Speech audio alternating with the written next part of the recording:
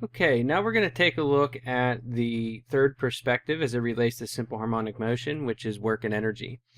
And work and energy is by far going to be the easiest way for us to analyze simple harmonic motion, because energy in particular is path independent and it's time independent, and generally we're able to deal with forces which are changing in time and space in a very simplistic manner. So solving problems using the work and energy perspective, it's almost always going to go back to the same thing, which is conservation of mechanical energy, which we said earlier in our studies of energy, that delta E is equal to 0. So delta E, remember that E mechanical is going to be all forms of mechanical energy. So that would be comprised of kinetic energy plus gravitational potential energy plus elastic potential energy. All three of these may or may not show up in your problem. It depends. And we're going to do a case study where we're going to see this, where we have all three at one time. There really isn't anything to add in terms of the energy perspective. It's more just practical experience with it. It's more about using energy to analyze a particular phenomenon. So it's not like rotation where we have to come up with new definitions or anything like that. We just have to use it. So there's one thing that I want to point out before I get into an example with you, and that is the relationship between energy and simple harmonic motion. There is one little thing here. So if we look at a situation where we have a block on a horizontal surface and it's attached to a wall with a spring, and of course the surface is going to be frictionless. At this point, maybe we're at the equilibrium position. And out here, this is going to be the plus amplitude, and somewhere over here we're going to be at minus the amplitude. When we're located at the equilibrium position, all of the energy of the block is going to be kinetic energy, which tells us really something about the velocity. All right, but if we're at the amplitudes, all of the energy is elastic potential energy, and the amplitude is something which is easy to measure just by observation. You can take the entire range of motion and divide it by 2, and that'll tell you what the amplitude is. So what does the amplitude tell us about the simple harmonic motion? What's the relationship between energy and amplitude? Why am I making such a big deal of this? Well, if we look at this, we have that UE is equal to 1/2 kx squared. So in our case, when we're all the way at the amplitude, the velocity is equal to 0, and the displacement from the equilibrium position is equal to a in magnitude. And since x is squared, it doesn't matter if it's positive or negative. The negative will go away, even if it were negative. So UE is equal to 1/2 Ka squared. The important thing that we get from this is that the energy of your system is proportional to A squared, which means if you double the amplitude, you quadruple your energy. So in relative terms, you need to know that it's not a linear relationship. That's the big deal here. It's not a linear relationship. What we have is this block. It's on a horizontal surface, and it's attached to the wall with a spring, frictionless. And if this is our equilibrium position here, then at this point we are at the negative amplitude, which is 7.5 centimeters away from the equilibrium position. And the first question, A, is just asking for a definition. Okay, this is only a definition, not a problem. We want to know, what is the elastic potential energy when it's stretched to its maximum? So the elastic potential energy is equal to 1/2 kx squared, and in this case x is equal to 7.5, or the amplitude, so we'll say it's 1/2 Ka squared, which is 1/2 times 450 times 0.075 squared. So the elastic potential energy is equal to 1.41 joules. Part B. Okay, now part B is asking us for the maximum velocity. And this particular question is pretty easy peasy. All right, so basically our initial conditions are right here at the amplitude, and our final conditions are here at the equilibrium position. So when we're at the amplitude, x is equal to a, that's the compression of our spring, but the velocity is equal to 0, and x final is going to be equal to 0, and our final velocity, which is the same thing as our maximum velocity, that's what we're looking for. Okay, so we start with delta E is equal to 0, and we get delta K plus delta UE is equal to 0. And of course, I'm leaving off the gravitational potential energy because we're on a horizontal surface, and so there's no change in gravitational potential energy. All right, so then we get K final minus K initial plus UE final minus UE initial is equal to 0. All right, so in our final state, the block is moving. In our initial state, the block is not moving. In our final state, the spring is not compressed. And in our initial state, we do have a compressed or stretched spring. So we can write 1/2 mv final squared is equal to 1/2 kx initial squared. The 1/2s are going to cancel out, and we're going to get v final is equal to the square root of kx initial squared over m. So if you substitute our values, plug and chug, we get 0.919 meters per second. All right, now I'm writing out 3 sig figs here, but you can see clearly in the problem there's only 2 sig figs, and so you need to keep that in mind when evaluating your answers. All right, so let's go on to part C. And for part C, we are interested in what is the location whenever the object is at 1/2 the maximum velocity. Now, you might be inclined to think that 1/2 the maximum velocity occurs at the midpoint between the amplitude and the equilibrium position. But that cannot be so, because in this problem, the force is going to be greatest at the amplitude, and it's going to be 0 by the time you reach the equilibrium position. Remember that the force is going to be sinusoidal, so it's going to start off at a maximum and very quickly drop off to 0 before it comes back up.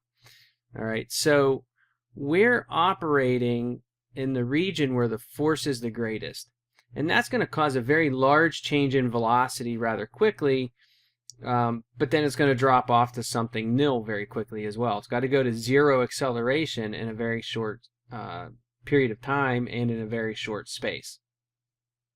Okay, so again, this is conservation of energy, so we're just going to write out delta E is equal to 0, just like always.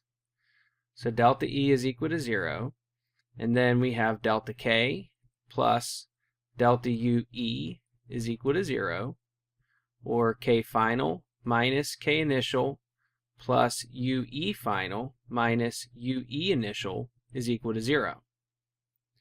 Now let's go ahead and cancel out what we can. So we ask ourselves, is the block moving in its final state? When it's located right here, is the block moving? And the answer to that is yes. is the block moving in its initial state? And the answer to that is no. Is the spring compressed in the final state? And the answer to that is yes. And is the spring compressed in its initial state? And the answer to that is also yes. So we get to write 1/2 mv final squared plus 1/2 kx final squared minus 1/2 kx initial squared is equal to 0. And you can see that 1/2 cancels out of all of these. And now this is where it starts to get a little bit tricky. If we go back to, well, let me write this first. So v final squared is actually going to be v max. M times, now, v final was equal to 1/2 v max. And that whole quantity gets squared, plus kx final squared minus kx initial squared is equal to 0. All right, now it's important that we go through this next step first. And so if I square this, I'm going to get 1/4 in front of v max. So I'm going to write 1/4 m v max squared plus kx final squared minus kx initial squared is equal to 0. Now, this v final over here, that is v max. Okay? And v max was equal to the square root of kx initial squared over m. So I'm looking for a v max squared, so I'm going to square this. And v max squared is just equal to kx initial squared over m. So I'm going to substitute that in. I'm going to substitute this in over here. All right, so we get 1/4 m times kx initial squared over m plus kx final squared minus kx initial squared is equal to 0. And now we get to cancel some stuff out. And what cancels? Well, the m's cancel, the k's cancel, and we are left with x initial squared over 4 plus x final squared minus x initial squared is equal to 0. So we're looking for x final, that final position, and so we're going to solve this for x final squared, and we get x final squared is equal to x initial squared minus 1/4 x initial squared. And we can simplify that further and get x final squared is equal to 3/4 x initial squared. So x final is equal to the square root of that, 3/4 x initial squared. Okay, and if you substitute your values, what you find is it is 6.495 centimeters. We can check our work here. We get delta E, this is our check now, is equal to 0. And that's going to give us, just cut through some of the red tape here. We ended up with K final plus UE final minus UE initial. So we have K final plus UE final minus UE initial is equal to 0. And that's going to give us 1/2 mv final squared plus 1/2 kx squared minus 1/2, this is x final, minus 1/2 kx initial squared is equal to 0. Now, I'm not going to reuse this term. And the reason for that is I want to check to see if this is the right answer. So knowing that my final velocity should be 1/2 of the maximum velocity, which we found over here, we know what value we should have. We're going to substitute in and we're going to solve for x final, that's this value right here, and see if we get the same answer. Okay, so we have all these 1/2s cancel out, and we get x final squared, kx final squared, is equal to kx initial squared minus 1/2 mv final squared. Oh, not 1/2, sorry.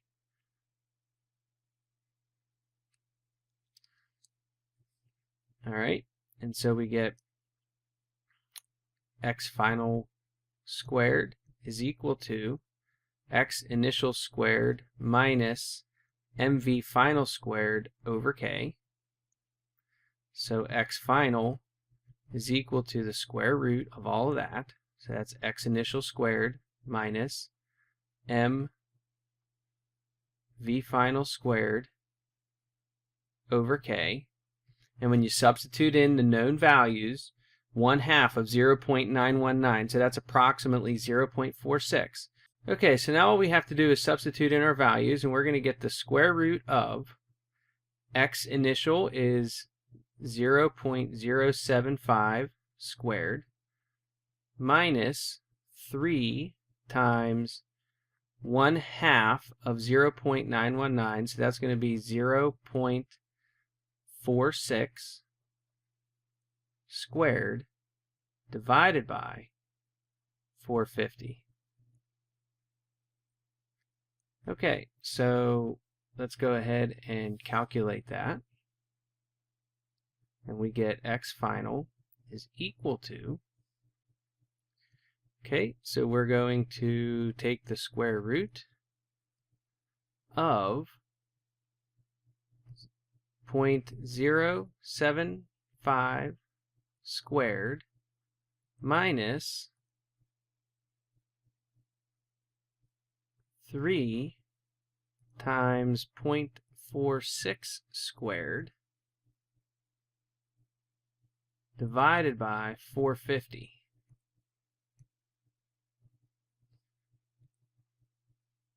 And lo and behold, we get x final is equal to 0.0649.